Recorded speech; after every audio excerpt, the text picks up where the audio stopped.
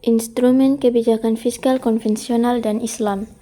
Dalam sistem konvensional, instrumen utama kebijakan fiskal meliputi pajak, pinjaman, dan kegiatan ekonomi pemerintah melalui BUMN.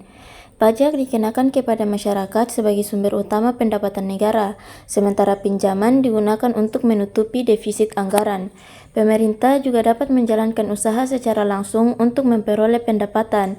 Di sisi lain, Islam memiliki instrumen fiskal yang berbeda dan lebih beragam, seperti zakat, infak, wakaf, sedekah, ghanimah atau rampasan perang, kharaj atau pajak atas tanah, dan jizyah atau pajak dari non-muslim, dan usur.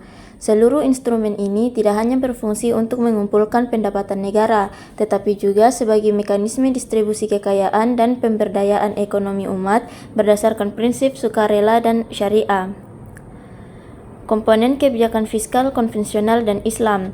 Komponen kebijakan fiskal konvensional terdiri dari 3 fungsi utama, yaitu alokasi, distribusi, dan stabilisasi.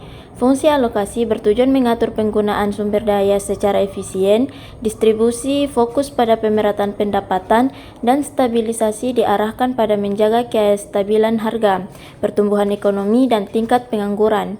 Islam mengadopsi komponen serupa, namun dengan dimensi spiritual yang kuat. Dalam Islam, pendapatan negara seperti zakat dan infak diarahkan kepada kelompok mustahik, sementara ghanimah dan kharaj digunakan untuk pembiayaan kebutuhan negara seperti pertahanan dan penggajian aparatur. Prinsip-prinsip keadilan sosial, larangan riba, dan semangat ukhuwah Islamiyah menjadi pilar dalam pengelolaan fiskal Islam. Dengan demikian, komponen fiskal Islam tidak hanya bersifat teknis ekonomis, tetapi juga religius dan moral. Tujuan dan peranan kebijakan fiskal.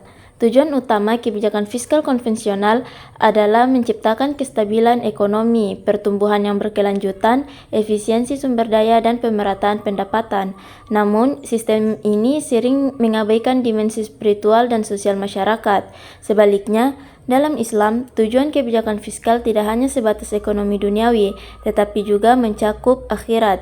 Islam menekankan pentingnya distribusi kekayaan yang adil, penghapusan kemiskinan, pelarangan riba, serta dukungan terhadap kegiatan dakwah dan kesejahteraan umat. Peran kebijakan fiskal dalam Islam sangat besar karena menggabungkan nilai spiritual, sosial, dan ekonomi. Pemerintah bersifat sebagai pengelola kekayaan publik yang wajib menyalurkan sesuai dengan prinsip-prinsip syariah, baik untuk alokasi sumber daya, stabilitas ekonomi, maupun distribusi pendapatan.